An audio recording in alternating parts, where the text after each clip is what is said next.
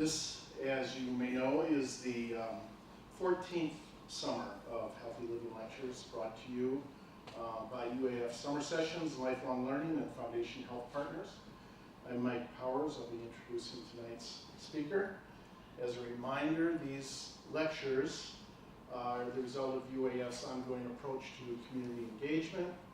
Oftentimes you hear about the town-gown divide, and I think in this community it's pretty remarkable how intertwined the university and the community are. And Michelle Bartlett was a big part of this effort, as well as Foundation Health Partners, local owners and operators of Fairbanks Memorial, Denali Center, Tenaya Valley Clinic, roots back to '67 when Fairbanks found itself without a hospital. Michelle is a great advocate for lectures, courses, travel programs offered through the department, and as a reminder of some of the things being offered, as part of Discover Alaska series of summer lectures, tomorrow in this conference room, Andrea Bersani, Professor of Nutrition, presenting on food, nutrition, and health in Alaska. And on Thursday night in Music in the Garden, two bands, 6 p.m., WT Effington at 6 p.m. and 7:30 p.m. Badger Street Jazz. Next Tuesday, Dr. Pete Dillon, Changing Attitudes, Use of Alcohol, and Healthy Living in the Healthy Living Lecture on Tuesday evenings. With that, let me, introduce Dr. Russ Pierce, Principal Provider at Gold Star Wellness and Longevity, longtime voice of healthy living in Fairbanks from a number of perspectives. Dr. Pierce has been serving as a wellness physician for 15 years or so. Enjoys a considerable reputation for wellness and weight management, among other aspects of his general primary care practice. Board certified with the American Board of Family Medicine, holds both medical licenses in both Alaska and Wyoming, member of the Alpha Omega Phi Honor Medical Society, exclusively focused on promotion, scholarship, and research in medical schools. Special interest and expertise is responsible weight loss. Tonight he'll be presenting transformative care and weight wellness, the goal of medications. So with that, please join me in welcoming Dr. Russ Pierce as this evening's Healthy Living presenter. Thanks, Mike. Appreciate it. Today we're going to go over weight management and as it pertains to medications. I'm sure you guys have been inundated with all the information on the new GLP-1s and Wegovy and Ozempic and Zepbound, and we're going to get to those, but we're going to also cover all of the weight loss medications. Okay. Hold on a second. I'm always technically challenged with stuff. Okay. Chronic weight loss. So I don't think we really need to go into too much about the obesity epidemic. Everybody's aware that that it's a growing concern in America. 42% of the population, the adult population, is overweight or obese. With we're actually over 12% now being severely obese. So I don't think we need to talk about that too much.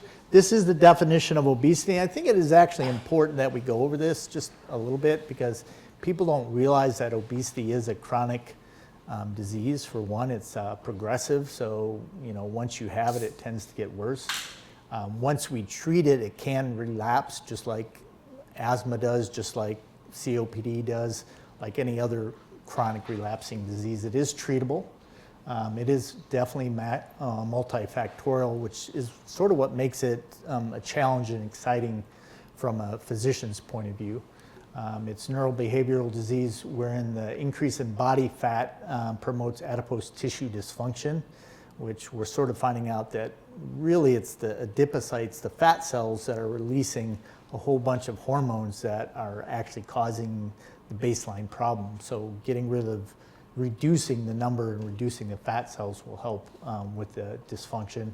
And that abnormal fat mass causes physical damage, osteoarthritis and all that stuff, resulting in adverse metabolic, biomechanical, and psychosocial health consequences. So I know it's a mouthful. It's hard to remember. Everybody asks me to repeat this, and I get halfway through it and blow it. So, but it's worth looking at, knowing that, hey, this is a disease that's probably better to avoid than to treat. There are different definitions of it, and this is the American Endocrine Society's recommendations that if you have a BMI below 25, your normal weight, between 25 and 29 BMI, that's considered overweight, not obese. We do a lot of lifestyle interventions for that. Anything above BMI of 30, we can do lifestyle plus weight loss medications. And anything above that, we do intensive lifestyle modifications, weight loss, and we can consider bariatric surgery. Not going to go over bariatric surgery much today. That could be a whole nother lecture. Obesity does affect pretty much every organ system in your body. Most people don't realize that it does affect, obese people have more migraines, they have all these other, I'm not going to read all of them out, but it's a major player in type 2 diabetes and metabolic syndrome and degenerative joint disease. It does cause depression and sleep apnea. So the changing paradigm, we used to think that all these disease processes obesity was part of. Now we're finding out, and we're sort of knowing that obesity is driving the train. So if we treat the obesity, a lot of these things that you see on this slide go away. In fact, there's a new paradigm in the ADA, American Diabetes Association, to start treating the obesity first. So anyway, lifestyle modifications are the first line that we use at our clinic, and what is actually recommended by both the Obesity Society and the Family Medicine College. But these lifestyle modifications include improved diet, adequate quality and duration of sleep. Sleep is so much more important when it comes to weight loss than exercise is. I know physicians always say diet, exercise, diet, exercise. They should be saying diet, sleep, diet, sleep. So take that as a good point to remember. Stress reduction, and then of course exercise can assist. But sometimes people do everything perfect and they still can't lose weight. And that's where the medications come in play. We do have more than one medications that's FDA approved. I know the GLP-1s tend to be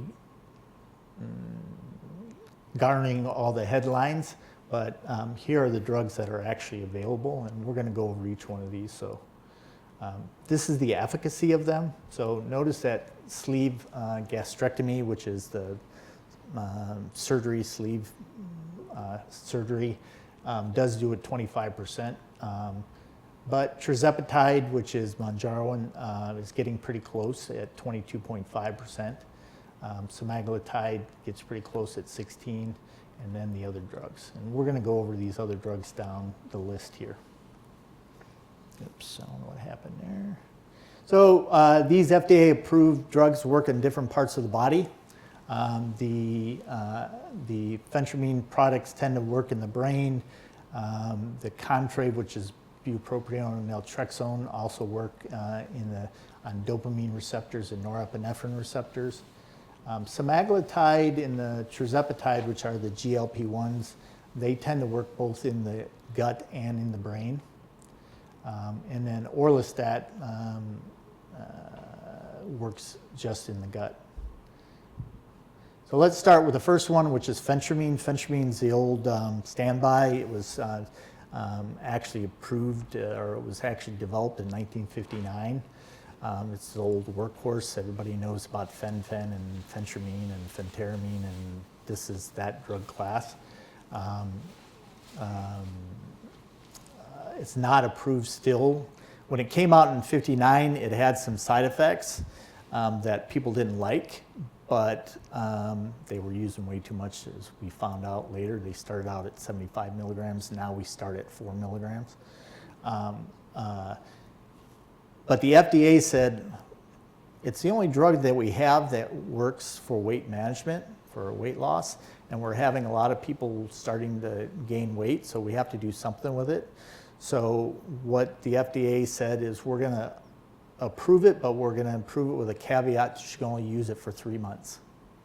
So throughout the 60s, 70s, and 80s, they used it 3 months on, a month off, 3 months on, a month off, just to get around the FDA rules. The phentermine now has been matched with topiramate. It's a drug called Qsemia that actually has FDA approval for long term. So it's odd, I can give a drug that has both and I can use it long term, but if I give one, I can only give it for 3 months. It's the FDA. The government gets involved and everything sort of doesn't make sense. Phentermine by itself causes about a 7.4% weight loss, which is significant. Clinically significant weight loss is anything above 5%. A 5% weight loss will decrease your blood pressure. It can reverse the progression to type 2 diabetes, and it has profound metabolic effects. So when we start talking about, hey, what do we really want out of this? Minimally, we want 5%. And these drugs, that does it. Qsemia, this is a phentermine topiramate combination that I just got done talking about it. It has actually 4 doses. This graph actually shows the 2 main doses that we use, which is the 7.5, which is the phentermine. This is the topiramate part. It causes about a 10% weight loss.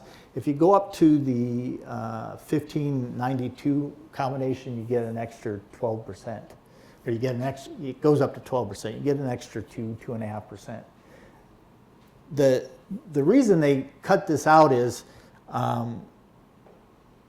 side effect profile of this drug goes up when you get above 10. The phentermine above 10. Research has shown that phentermine, 90% of the weight loss occurs at or below 10 milligrams. So going above that, you just you increase the risk of side effects. And as long as somebody is doing this responsibly and looking for the side effects, it's okay. What are the side effects? It can cause dry mouth, something I'm struggling with right now. It can also cause, some people, if they have not generalized anxiety disorder, but a little bit of anxiety can increase anxiety and make people jittery. So that's why there's the lower doses. And before the GLP-1s came out, this was the bomb. Everybody was knocking on the door trying to get this. Back then it was about $400 or $500. It's down to $100 now, so per month. So unfortunately, a lot of insurance companies won't cover it, but with coupons and stuff, we tend to get it. Contrave is the next drug. It is a combination of bupropion and naltrexone together. Bupropion is actually Wellbutrin. It increases norepinephrine. Norepinephrine is a happy hormone, makes people happy. Norepinephrine breaks down into a molecule called proopiomelanocortin, which stimulates your reward center in your brain and makes you feel full. Makes you feel like you don't have to eat as much. You're not as snacky. The naltrexone helps prevent a feedback loop. This drug together, or those drugs together are called Contrave. It causes about an 8% weight loss. Again, this one it's not covered as well by insurance. The nice thing though is we can give the bupropion separate and the naltrexone separate, and your insurance cover will cover both of them separately, but they won't cover them together. So it's the games we play because of insurance. Good drug, not too many side effects. Dry mouth, again, can be caused, and it makes people happier, which sometimes is good and sometimes bad, I guess. Orlistat, this is the drug that came out that what it does is it blocks fat absorption in your intestine. So it binds to your lipase. Lipases break fats down into cholesterol and triglyceride. So by blocking the lipase, your body can't break down fat. Fat has the most calories per gram. So you poop out calories. You poop out. The downside to this, upside, about 9% weight loss if you use it as recommended. The downside is if you go to White Castle and get which we don't have a White Castle up here, but if you go to Fat Burger, or you go to CJ's Drive-In and get a double cheeseburger with fries and a milkshake, which has a lot of fat in it, none of that fat's going to be broken down. So it's going to come out the same way it went in, and it will slide right out. That's why they call them sliders, right? White Castle burgers. So, and people, when they're taking this, if they're eating a really high-fat diet, you're not going to be able to trust your flatulence. You're not going to be able to trust the fart, because if you're eating a lot of fat with it, you can get what we call anal leakage.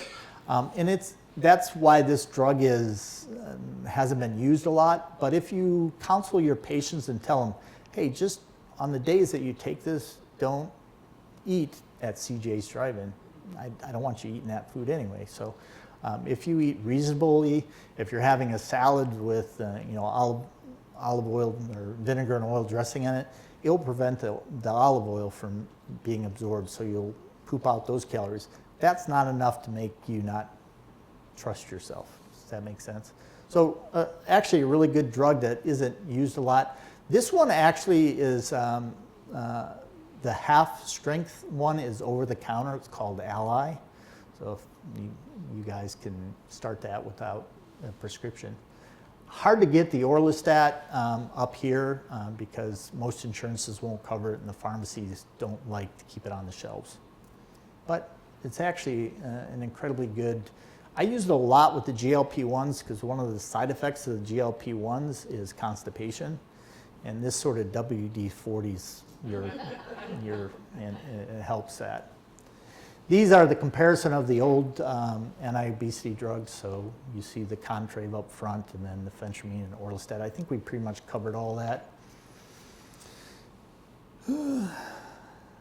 So let's talk one of the big thrusts here is I wanted to talk about the GLP-1 receptor agonists. They're in the news. First of all, what are the GLP-1s? Well, you've all heard of semaglutide, which is Ozempic and Wegovy. So yes, Ozempic and Wegovy are the same exact drug. It's just the FDA approved Wegovy for weight loss and approved Ozempic for diabetes. Same exact molecule. I could take the fluid out of this one and put it over here, and and it's the same exact company makes it. There is some dosing difference between Ozempic. One has just been approved for diabetes, one's approved for weight loss. Tirzepatide, which is a GLP-1 with a GIP, we'll talk about that in a little bit. That's Mounjaro and Zepbound, same thing, same exact molecule. Zepbound is the same as Mounjaro. Mounjaro has been approved for diabetes, Zepbound's been approved for weight loss, but the same thing. But I can't write Tirzepatide because of insurance issues. Liraglutide is the old GLP-1. It was the first generation. We really don't use it much anymore because these are daily injections, whereas the top two are weekly injections, so you only have to inject it once a week versus once every day.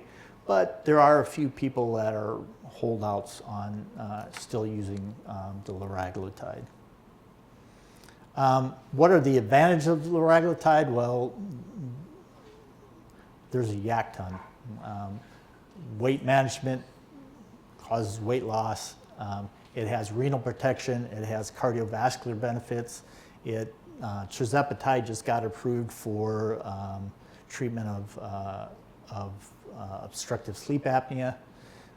MASH, which is a metabolically associated steatohepatitis, which is a liver disease. It prevents liver disease. So there's a lot of benefits, and we're going to go over all those. What is actually GLP-1? Well, GLP-1, believe it or not, you have this. Everybody in this room has GLP on board right now, okay? It's not, you're not, what this is, it's a molecule that is released by your L cells in your intestine. When your first part of your intestine gets dilated, or when it fills with food, it releases GLP-1, which then goes to your stomach and says, hey, stop feeding me, because if you keep giving me food, I'm going to get overdistended. You ever have gas pain before? That's your large intestine getting overdistended. Your small intestine doesn't like to get overextended either. So this is actually your natural mechanism for preventing too much food in your small intestine. And what happens is this GLP-1 goes and works in the stomach and tells the stomach, okay, stop emptying. Normal GLP-1 in your body lasts about 5 to 7 minutes. Okay, the newer ones, the ones that have been made, they have a half-life of about 4 days. So they last a week. Fair enough. So GLP, you have GLP receptors in your pancreas, your kidneys, your brains, your heart, lungs, and your GI tract. So they're pretty much ubiquitous throughout your whole body. So that's why we're finding out that this drug actually works on a lot of different areas, and we've been surprised at how well it's worked in different areas that we would have never predicted, because we really didn't know that the liver had GLP-1 receptors. We didn't know the heart had GL. Well, they do, and these GLP receptors help the liver make enzymes that actually heal itself. So it's a pretty exciting field. How it works for body regulation, it goes into the liver. The liver decreases gluconeogenesis, which means it doesn't make as much glucose, so it's not making as much blood sugar. It decreases steatosis, which is fatty acid that builds up in your liver. That fatty acid burns. It's an acid. It burns your liver, which is not good for it. This prevents that. It slows gastric emptying, as we talked about. It does go to your brain, to your arcuate nucleus, and says, hey, we don't want as much. We're full. Our intestine's full, so stop eating. So this is one of the things that GLP, it normally takes about 18 minutes for your brain to realize you started eating. It's just how long it normally takes normal GLP-1 and cholecystokinin and leptin and ghrelin to circulate in your body to give you that sense of fullness. These will decrease that to about 8 minutes, which is a significant decrease. People complain because they can't eat as much as they used to, but that's sort of the object here. Muscle actually has it, it helps with insulin sensitivity, and then the pancreas, it actually helps increase insulin secretion. The interesting thing, though, that we found, there's an old class of diabetic drugs called the sulfonylureas. They've been shown to cause pancreatic beta cell death because they overwork the beta cells. The GLP-1s seem to have a restorative effect to the beta cells. So it's pretty exciting because really the only difference between prediabetes and diabetes is the amount of beta cell death. So reversing that has been a pretty exciting thing that we found. How it works in the rest of the body, this sort of explains all of how it works. It's interesting, the last one over there, the kidney one, helping with sodium retention and diuresis, they just came out with the flow trials, which we're going to go over in a second, shows that it helps with kidney protection now. So the nephrologists are starting to use it more just to help protect the kidney. These are the actual trials, and we're going to go over all these. So let's start with weight management. So obesity. So this is the big trial, and I'm not going to, I can get as in depth with these trials as you want, or not in depth.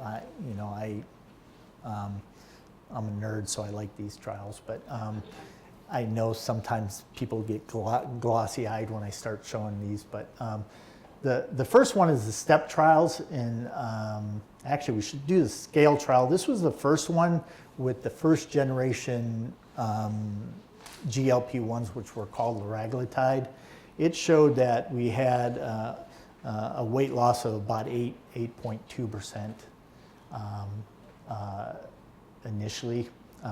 And then we got better, and semaglutide came out, and they had the STEP trials. I think they're up to step 11 now. If you really want to know a lot about semaglutide, just go and type in STEP trials. There's, say, 1 through 11.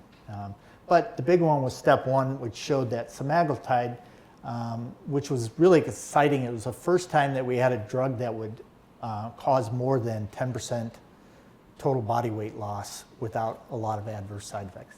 And it surpassed that. It was at 15%. Normally, before these drugs came out, if a weight specialist who got somebody to lose 15% of their total body weight, you were a rock star. I mean, it was phenomenal. Getting people to lose more than 10% is, you're doing excellent.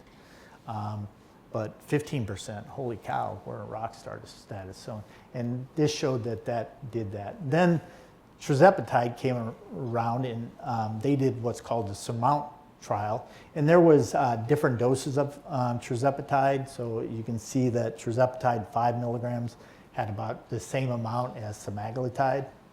And then they go up to 15 milligrams. And at 15 milligrams, they got a 22.5% total body weight loss, which is really close to gastric sleeve surgery, which is what all of us non-surgeons, because all we hear from the surgeon is you got to have steel to heal. Everybody should have a gastric bypass. Everybody should have a gastric sleeve. And we're like, the problem with gastric bypasses is, for the rest of your life, you're going to have nutritional absorption problems. So it was nice having a drug that would get close to that. There's new trials. The STEP 11 trial is actually looking at semaglutide at 7 milligrams. Notice that this is the semaglutide there is 2.4. So you're tripling the semaglutide, and it's been shown to be about 28% in the phase 1, the first part of the phase 2 trials. I'm not supposed to tell you that, but because it has, the phase 1 trial hasn't finished yet. So, but it's pretty exciting. I'm going to show you another study that shows when we take people off and what happens and all that good stuff. But yeah, there's a saying in obesity medicine, it's, the first 100 pounds is always easier than the second 100 pounds.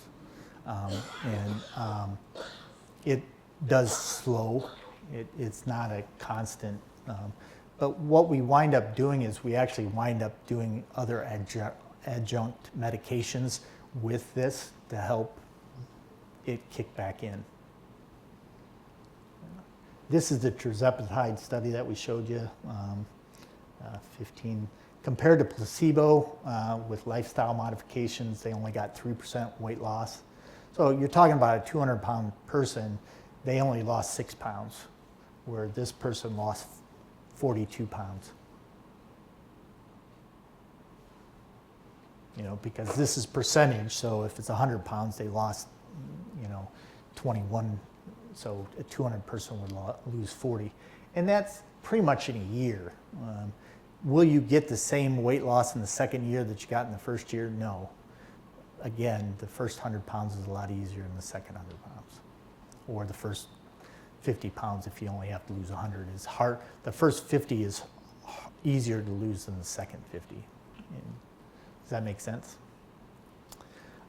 This is the durability. So you talked about, hey, what happens if we keep people on and what happens? you do have just a titch bit of plateauing, but then you do start losing. But it shows that we have durability of weight loss if we keep people on these medications. Now, there's a big debate in my field, and more a debate with the insurance companies is, if I was treating your blood pressure right now, and I gave you lisinopril, which is a good blood pressure medication, and your blood pressure got perfect, and you were taking this pill every day, would I take you off the lisinopril? Because what would happen? Your blood pressure would go back up. Do I want you to stroke out? No. So why in the world is there this I don't even know what to say, this thought process out there in the world of, hey, I give you these weight loss medications to make you lose the weight, and now I'm going to take the weight loss medications away from you? We don't do that with heart medications. We don't do that with kidney medications. Why would we do it with weight loss medications? Why does everybody think that you have to stop these meds? Especially after this lecture, when I show you, hey, how it helps your liver and helps your kidney and helps your heart and helps your brain and it helps everywhere. Why would I ever stop? Now, granted, I also know that these are expensive, and it's, hey, healthcare, we have to have stewardship of healthcare dollars. I understand all that too, but these have been shown to decrease downstream costs of healthcare, because if I have you lose the 100 pounds that you're carrying around, you're not going to need the knee replacement. You're not going to need the back surgery. You're not going to have the heart attack. You're not going to have the stroke. You're not going to get the type 2 diabetes. So it's actually healthcare savings in the long run. The problem is, try to talk to insurance companies about long run. You know, they're all about the now.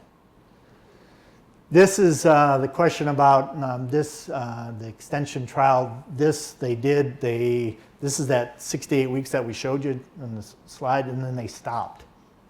They said, oh, you're done. Your insurance no longer is going to cover it, or hey, we're going to, and what wound up happening is people do regain the weight, but they don't regain all of it.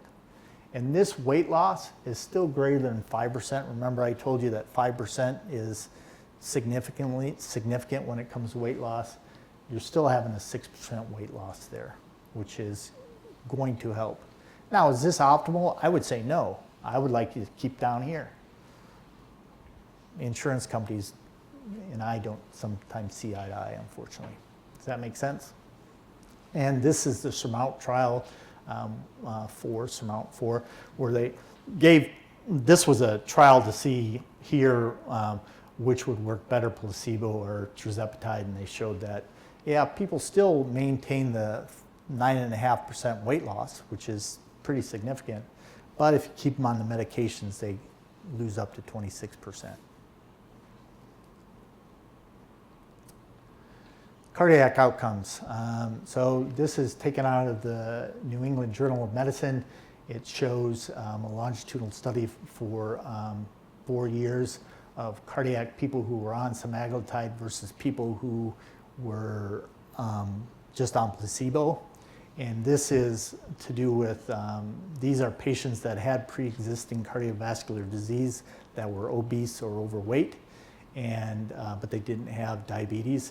And they gave them this once weekly dose, and it significantly decreased the incidence of death of cardiovascular disease, non-fatal heart attacks, non-fatal strokes, and for 40 months. So the cardiologist saw this and said, holy cow, something that decreases by 20%, everybody should be on this. This should be like statins, it should be in the water, but they haven't been able to figure out how to do that yet. So this is the 4 endpoints of this. So sort of shows you with primary cardiovascular endpoints versus deaths versus heart failure versus death from any cause. And you can see that semaglutide, the GLP-1, actually decreases the all-cause mortality. Sort of amazing. Renal protection, semaglutide, this is just a 1 milligram.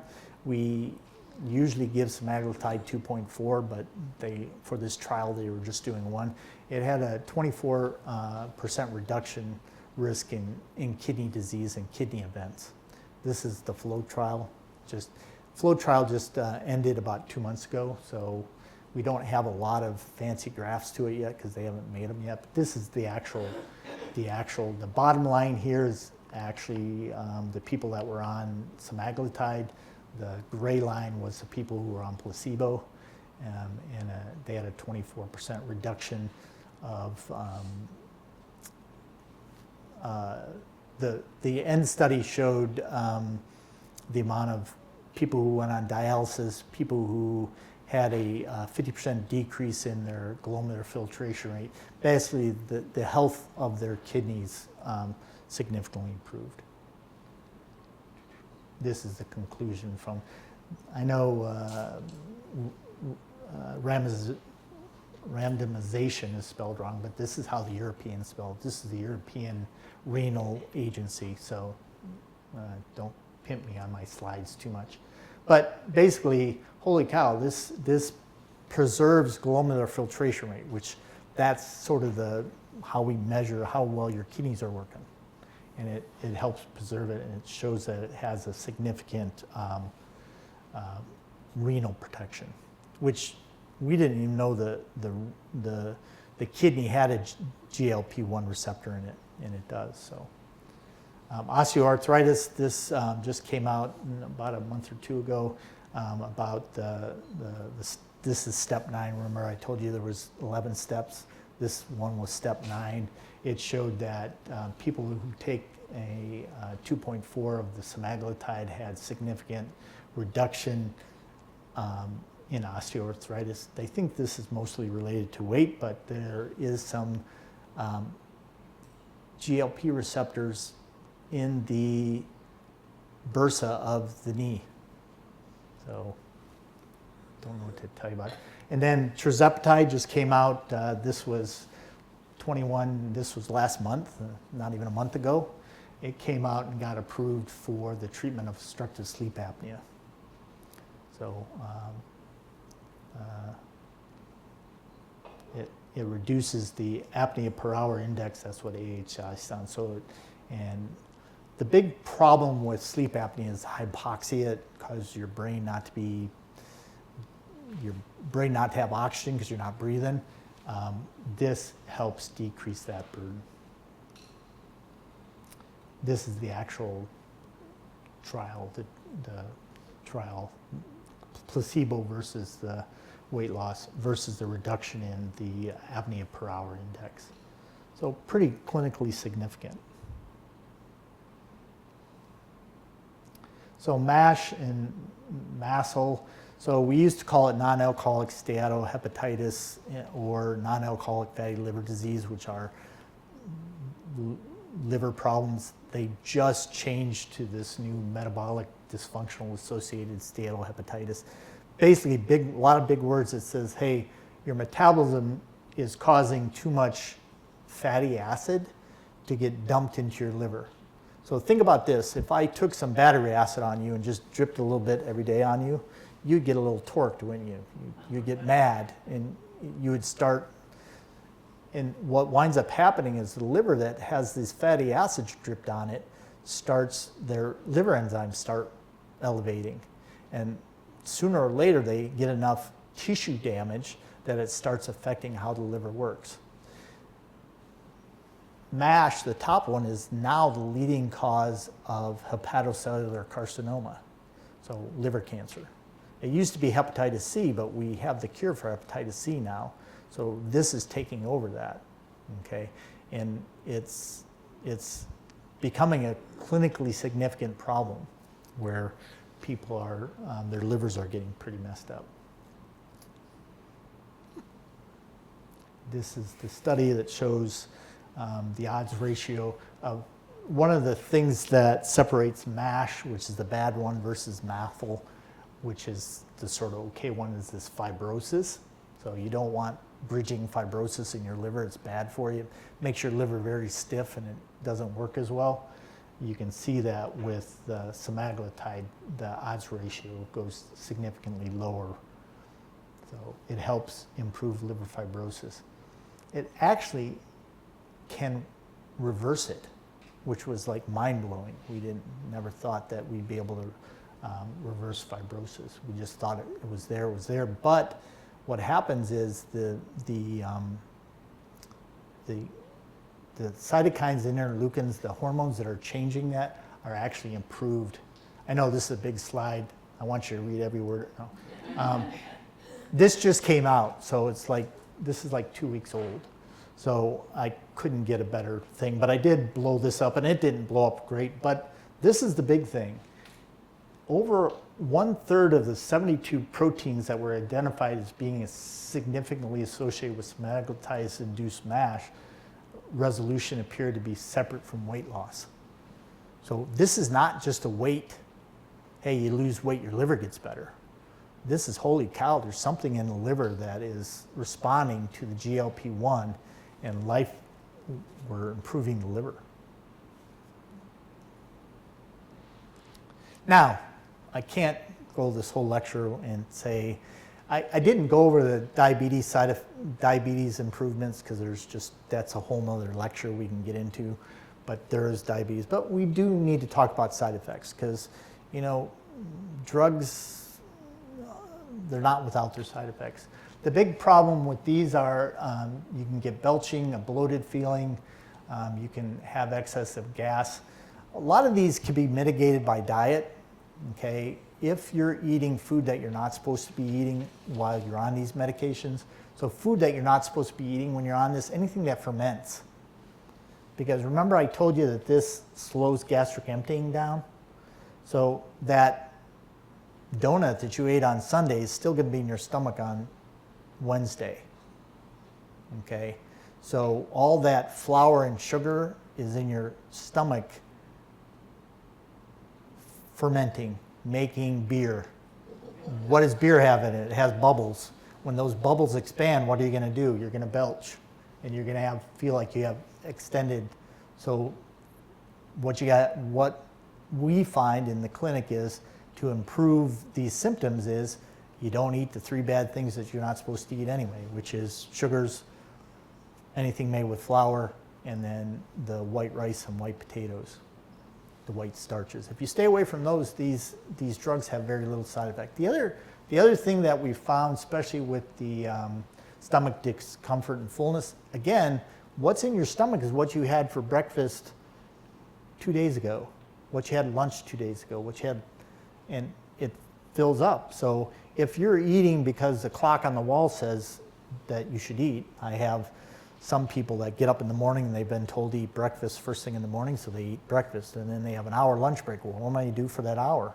Well, what do? They eat, and then they come home and their spouse has got dinner made for them. They're not hungry, but they don't want to torque off the wife, right? So, or torque off the spouse, so what do? They sit down and eat. They're not hungry, but they keep, and now your stomach isn't emptying. So these people feel like, you know how you feel after Thanksgiving dinner? They feel like that all the time. So I tell people, just eat when you're hungry. Don't eat because the clock on the wall says you should eat. And that usually mitigates these. Now there is a contraindication.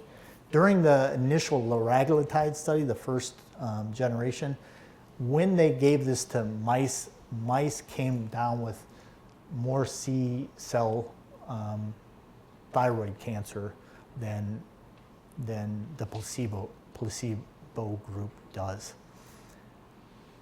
This hasn't been borne off or hasn't been verified in post studies. People get C-cell carcinoma.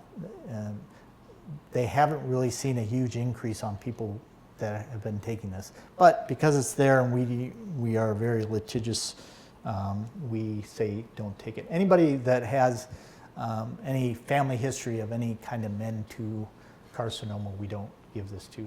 The other thing is you can cause people to have pancreatitis and gallbladder disease. I've been giving these drugs for the last about 11 years. I think liraglutide came out about 11 years ago. I had my first pancreatitis patient 2 months ago. So yes, it does occur. I didn't think it was going to occur. I was lucky for 10 years, but I did have, and what we did is we stopped his pancreatitis the wrong way, and we've had to start him on different medications. So, I mean, I'm not saying that it doesn't happen, but it happens. Gallbladder disease, for some reason, we in obesity medicine, people who lose weight have gallbladder disease. We don't know why. You would think it would be the other way around. Your gallbladder, you're treating your gallbladder better, it would be better off, but everybody who loses weight, whether they use GLP-1s or not, have an increased risk of gallbladder disease. Fair enough? So, miracle drug or poison, you know, if you look at the internet, they will say this causes everything from alien possession to Ozempic face to Ozempic butt to muscle loss. If you look at the research, that really doesn't bear out too much. Have you guys heard anything? Do you have any questions about it that I can help you with? No? Surprising. I did want to talk about compounded semaglutide. There are, I think there's 2 or 3 med spas here in Fairbanks now that are giving out compounded semaglutide. So this is semaglutide that's not made by Novo Nordisk or Lilly, which are the 2 big companies that make semaglutide and tirzepatide. And when they have gotten the vials of whatever it's supposed to be, and they brought it up here to the university and ran it through a mass spectrometer, it's not semaglutide. Some of the stuff we don't know what is. One of it was L-carnitine they were putting in it. They use a lot of B12 in it.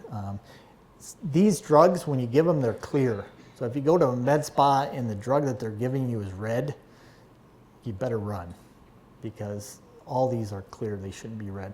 The only reason they're red is they reconstitute them with B12, because B12 can give you a little energy, and people think they're getting something with the injection. So just stay away from the compounded stuff. And unfortunately, I get calls from the ER because they all know when somebody comes in and say they're using semaglutide and they have side effects, the ER docs always call me and ask me what, and I'm like, that's not my patient. What did they get? And it's like, and they got it from one of the med spas. So it's sort of the wild, wild west out there. Fair enough. Just wanted to say that to protect the community. Just a couple more minutes and I'll open up for questions. This is where we are looking at making more medications in the future. We're looking at, there's a new medication out there that has a GLP-1, a GIP, and a glucagon receptor. It's called triple G.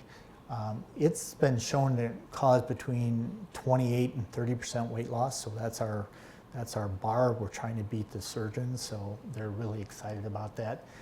RATAT, R-A-T-A-T, lutide is what they call it.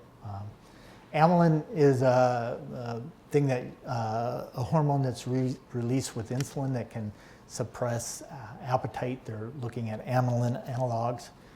PPY actually is a hormone that in your brain suppresses appetite, and they're looking at all those things.